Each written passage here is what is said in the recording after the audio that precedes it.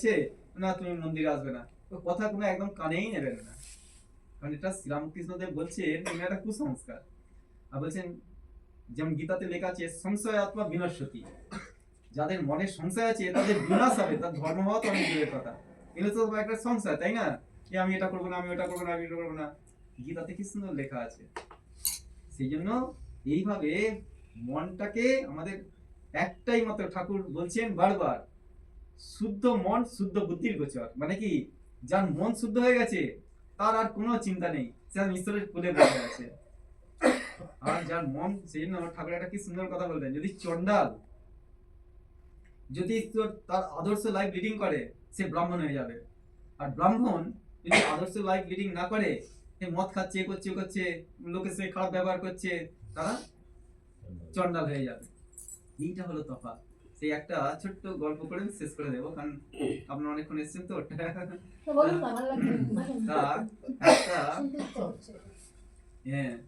একটা মন্দিরে একজন ব্রাহ্মণ কাজ করছে, মানে পূজা টুজা করে, এসব করে, কিন্তু তার মনটা ভালো নয়, অহংকারী।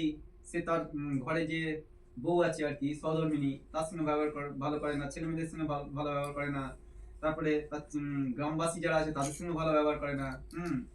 অহংকার থাকলে যা হয়, আমি পুজো করছি, আমি বিরাট একটা হয়ে গেছি।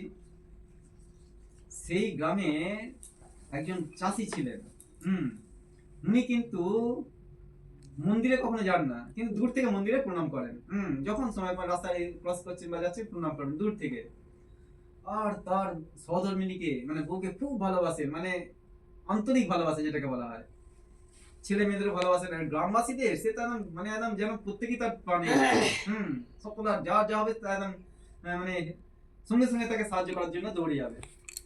আর গ্রামের ছেলে তাকে সকলেই ভালোবাসে। যখন দুজনের শেষ মুহূর্তে এসে হাজির আছে, একটু সময় বাকি আছে, সেই সময় মানে মুমূর অবস্থা, সেই সময় যমরাজ তার দূতকে পাঠিয়েছে, ওদের গিয়ে নিয়ে আসো। বলছে যে ব্রাহ্মণ ছিল সে নরকে যাবে, আর যে চাষি ছিল তাকে স্বর্গে নিয়ে আসবে। সে গিয়ে বলেছে, সে ব্রাহ্মণ, না তোমার যমরাজ ভুল করেছে, তুমি ভুল করছো, যমরাজ এটা বলতে পারে না, কারণ আমি ব্রাহ্মণ, আমাকে। না না, এটা একদম তার বিধান কখনো ভুল হয় না।